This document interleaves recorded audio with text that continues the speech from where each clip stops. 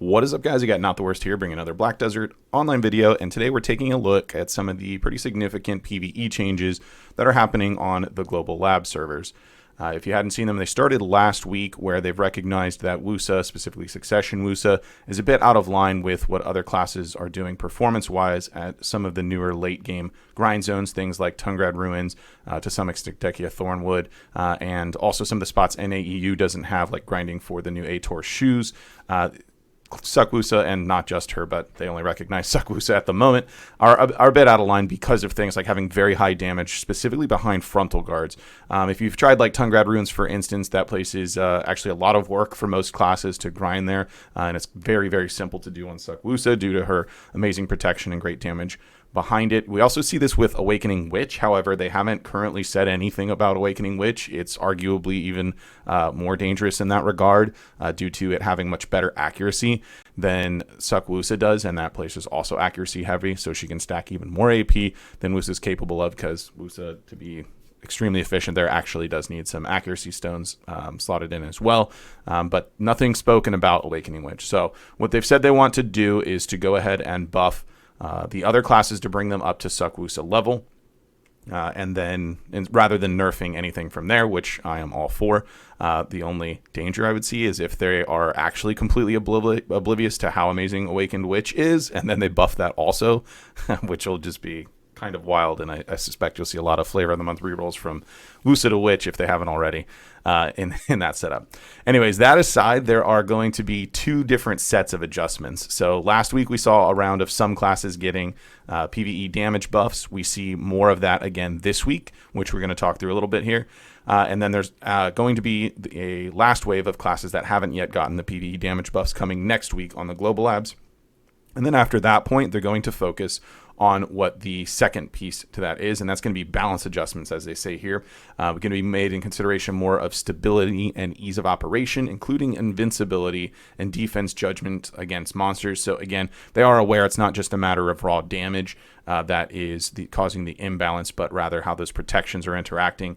These become much more important at these later stage grind zones that we've recently gotten in the last few months, because the monsters are dealing so much more damage than we're used to before. So yeah, it's not like you go to orcs and once you have 341 DP you can manage orcs, and when you have 360 DP or whatever, or 370 whatever, you can just AFK at orcs and they literally can't even harm you. That just never happens at these late game grind zones. It's always going to be defense heavy, and this is where the skills actually matter, how they interact. So keep that in mind. If your class is not listed yet, it will be everything except Musa based on what they said, but we'll see if that does pan out that way for everyone else next week, and then we will have some actual changes to other things other than just raw damage. The other thing they did adjust on it, and when we look at the spreadsheet that I broke out for this, I didn't bother notating for it, but they also increased the amount of HP recovery on skills that had them, and in some cases they added HP recovery. This was to help the sustain a little bit for that defensive set. Obviously, just more damage and doubling the amount of HP recovery in PvE isn't going to magically make a class be able to face tank 3-4 Tungrad Executioner spinning in circles before you kill the Visionary. So yeah, that's that. So I made this spreadsheet. I'm going to have this shared in the description below. So if you want to check this out on your own, feel free, just click on the link there and it'll take you to this page. I want to point out a couple of things before we kind of look at each class, and then I'll have timestamps for each class on there. I'm not going to drill down every single skill reading it, but we'll kind of look at what their total numbers and the outliers are for it. So if you want to just skip to those, you can use the timestamps if you're just interested in one or two or whatever classes for it. So a couple things to point out, though. Looking at this as an overall average damage percent increase, don't take this just to mean like, oh, Succession Sorc is getting such a big W here, and look at both Ranger specs in Lahn compared to Awakened Valk, Awakened Sorc, Mystic, Corsair. They're getting shafted in comparison. Number one, it's still a damage increase, so let's keep that in mind. And number two, these are just percentages that are an average of the total skills that get buffed, right? So if we take a look at Warrior and we have 60% on the high end and 18% on the low end, but it's only 5 skills, right? So it's 35.9%, only 5 skills. So how large of a buff is that? I don't PvE on Succession Warrior, so I can't tell you, but I would imagine that's not their entire PvE kit. So you could have an instance where you're looking at Succession Sorc, it's got this huge buff amount, but is it really going to impact a bunch of the skills? Most of it being Midnight Stinger is going from 1626 to 6072, which is just a 273% damage increase. But what is the overall impact for that, right? We end up with an average of 68%. You're getting pulled here, Crow Flare getting doubled in damage as well, makes that percent, a lot higher. That doesn't necessarily mean it's just completely broken because it's getting 68% across the board. It's not across the board. The other thing to keep in mind with that, that I kind of touch on, I'll use DK as an example of this, is even when the damages, percentages across the board are pretty good, right? These are both around 30% on it. The thing to keep in mind is that still not going to tell us the full picture of how this impacts their PvE performance. Number one, this isn't the full round of buffs that we're going to get, so there's going to be more to this. And number two, the example for DK I use just because I'm most familiar with it. DK Succession's PvE kit is almost all of it getting buffed here, 95%, maybe Twilight Dash. And one other skill not included in here. Vidir Strike does also get buffed. Since Airstrike gets buffed, it just does the damage times 2, kind of same thing with Shattering.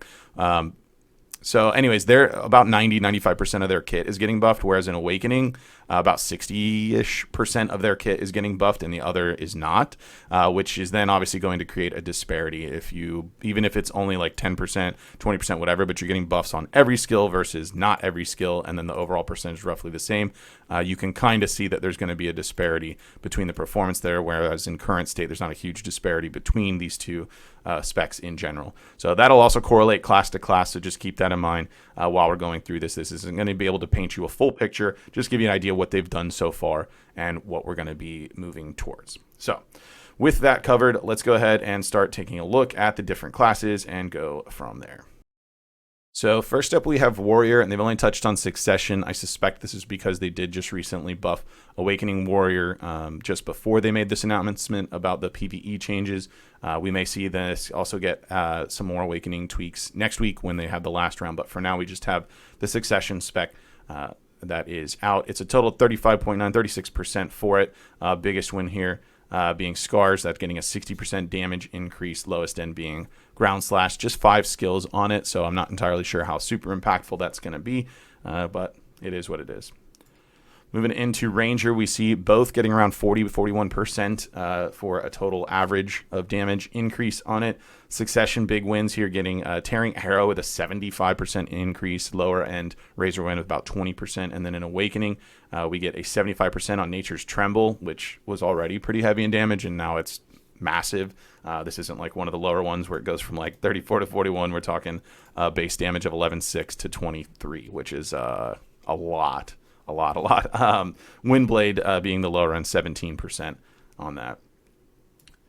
Over to Ninja, Succession getting 32, almost 33%.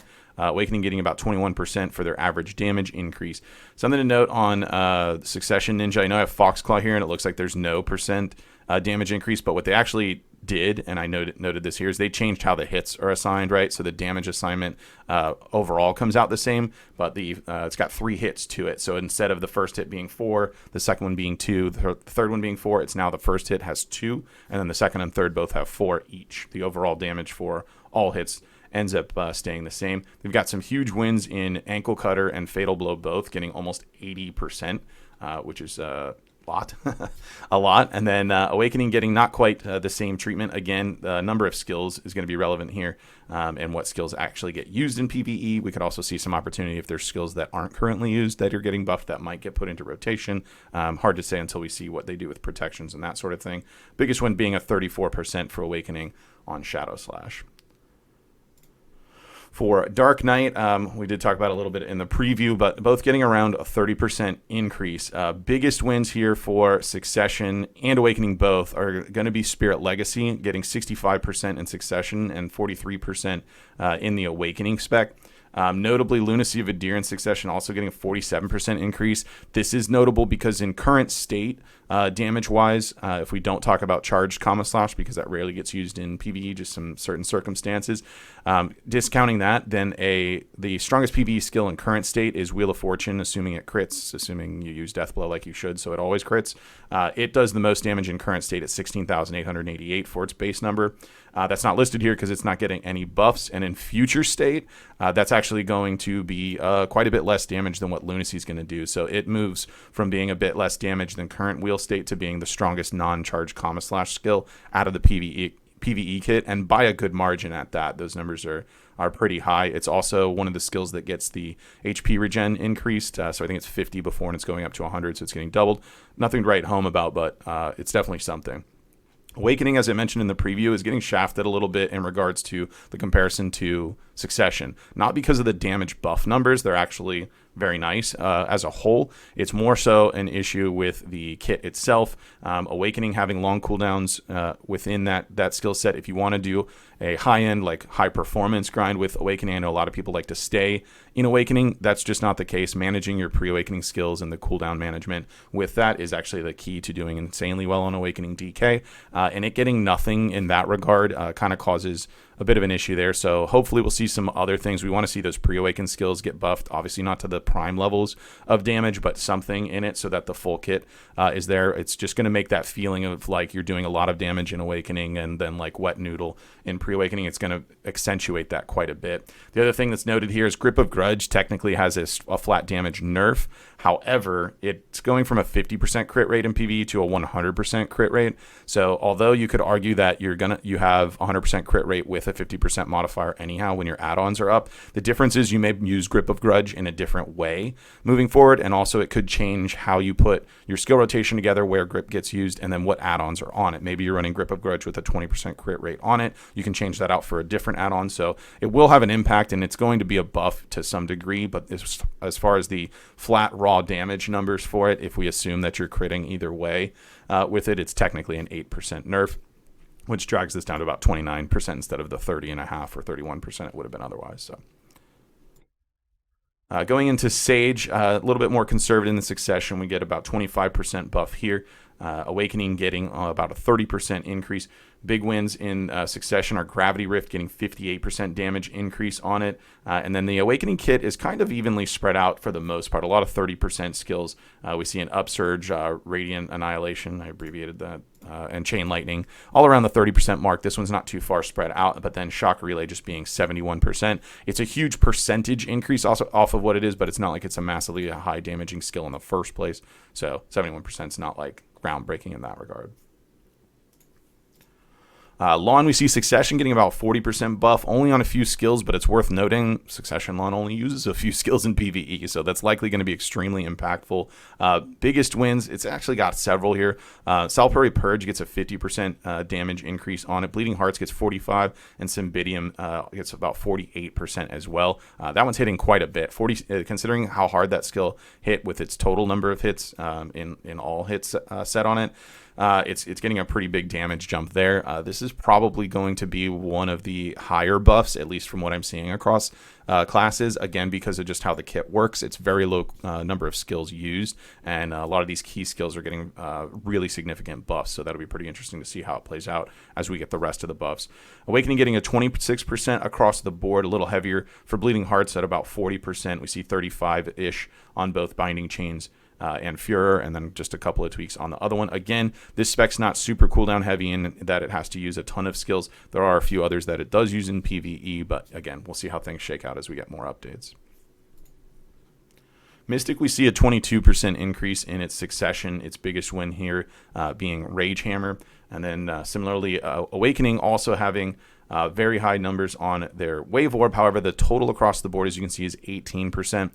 Quite a bit lower on a lot of these skills. You see a lot of things floating in that like 10 to 20% range instead of kind of widespread out, some getting heavier ones. I suspect, again, Awakening Mystic did have some PvE buffs a few months back, if I recall correctly. So this may have been like it was tweaked a bit, and then it just needs a bit of tweaking more. But as I've said with most of these, we'll see how things shake out as they continue to work through the different buffs. Valk's Succession gets about a 40% average increase, while Awakening only sees a 12% increase on it. The Lucem Fluxum out of Awakening actually receives somewhat of a nerf in just raw flat damage, but similar to what we were talking about with DK, how that actually shakes out with how the PvE kit gets used. This one's not going to be like Grip of Grudge was for DK. It is just kind of a damage percent decrease overall for whatever reason I can't particularly determine. Its Enslar skill does get a 31% damage increase, being the biggest one there, but overall pretty conservative ones for the Awakening kit. On the other side of that, Succession got some pretty heavy ones and then a few conservative ones. We can see a lot of lower numbers on a few that it had, whereas Purification is getting 113% increase on it. Again, it's a skill that the actual damage number is fairly low to begin with at roughly 4,000 and going to 8,500. So it's a lot more damage than it was doing before, 113% to be precise. But it overall isn't like one of these skills that's going from like 20k to 30k damage. We also have Celestial Spear that we see in a similar boat. It's a low number to start with in just raw damage, but it does get a 70% increase, hopefully making it more relevant.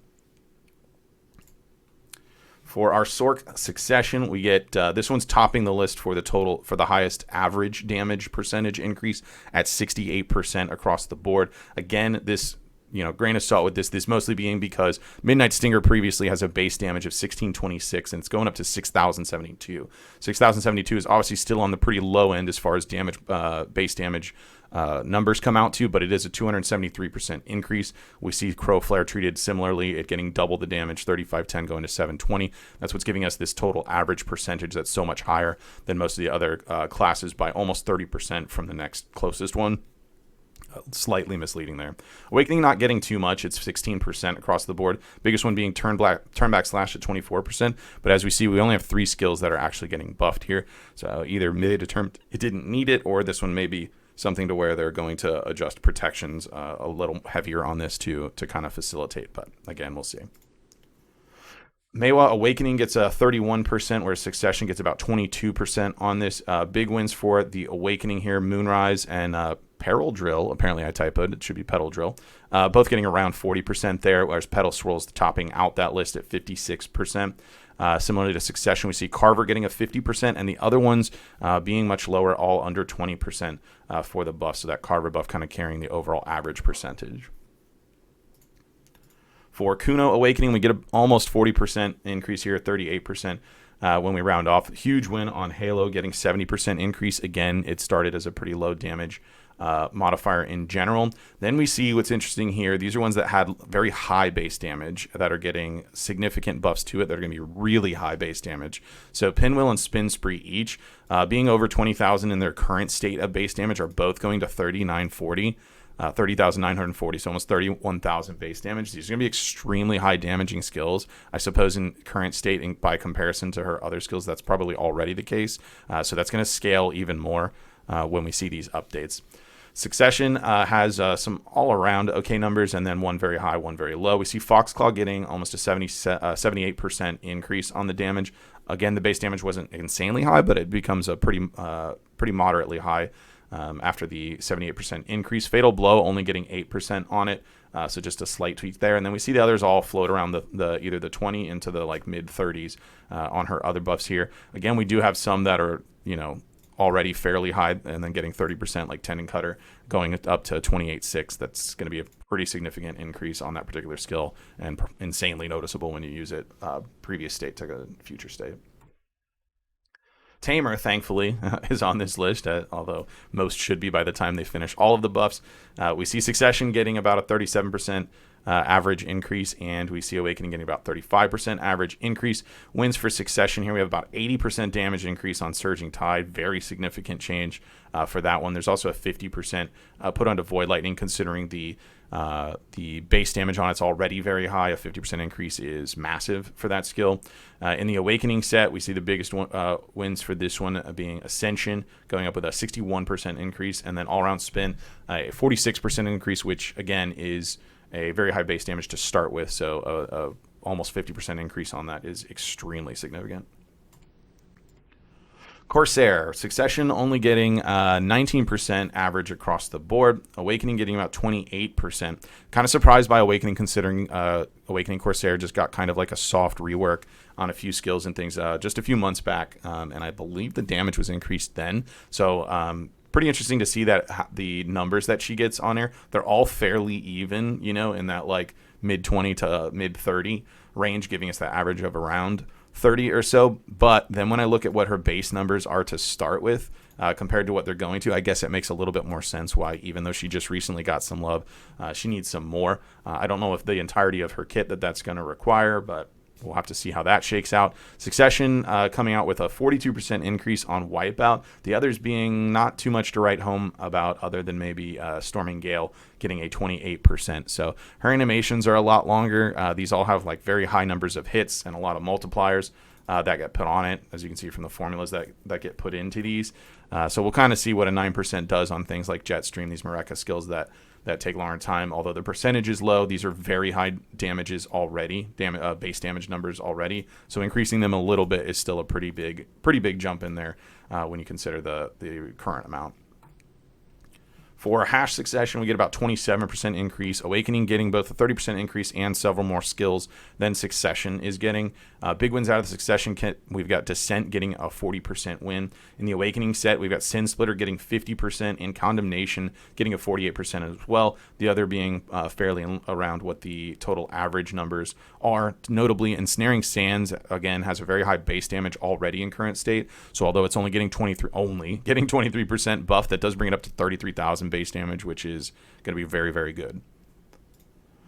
Musa Succession, we see 22% average, and Awakening also a 21% average, so fairly in line there. Succession getting a few more skills than Awakening. Awakening honestly not getting too much, and they're all fairly even. Huge win on Rising Storm with a 50% increase on that particular skill. The rest are, you know, sub 20 or at 20 below. Awakening only getting Fiery Crevice Backflow and Crust Crusher Foul Play increased, all about the same at that like 23-24%, and then Fiery Crevice getting a 12% damage increase. So there you have it for the PvE numbers so far. I will add to this same spreadsheet if you want to check it out.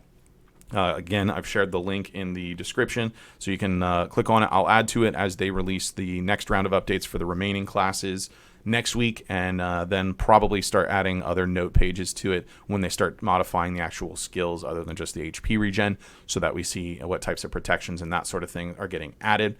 So if you got any comments or anything, feel free to leave that below. If I had any typos or anything, like we found Peril Drill typed in instead of Battle Drill on Maywa there, let me know. Or if you see a damage calc where I typoed a number or something like that, let me know so I can fix it in the sheet so that we can kind of improve this as we get more and more information. As far as release for these, it's noted that we should see them start going to KR on November 8th. So we have a few weeks before we start to see that. From what I'm gathering out of this note in it is that next week, Global Labs, they're going to hit the last round of classes with just raw PvE damage, and then push, they say sequentially, push these the live ones starting on November 8th. And what I take that to mean is that the classes that were done last week would go first on November 8th. So you can see those listed here: Warrior, Ranger, Mewa, Kuno, Tamer, Corsair, Dark Knight, Hash, Musa. Some of these only had like Succession or Awakening, and then this week the other ones did. If I'm reading this that way, to me, updating them sequentially starting in Korea on November 8th, I believe that means the first round of the Global Labs ones from last week would go on the 8th. Today's one's going on the week following, which is the 15th, and then the ones following on the 22nd. It could potentially mean that all of them go live on the 8th, and then sequentially meaning the other servers, which would be ideal. It's always awkward when you give like a bunch of PV buffs to some classes and not others in certain scenarios. So we'll have to see how that shakes out overall and kind of see what develops. So that's gonna be it for this video. If you did enjoy it, be sure to like it. If you're new to the channel, be sure to subscribe so you get notifications for new videos when they do go live. And if you'd like to catch me playing live, there's a link to my Twitch page in the description down below. Jump on over there, drop a follow so you get notifications for that as well. With that said, that's going to be it for this one. Want to thank everybody for watching, and I will see you next time.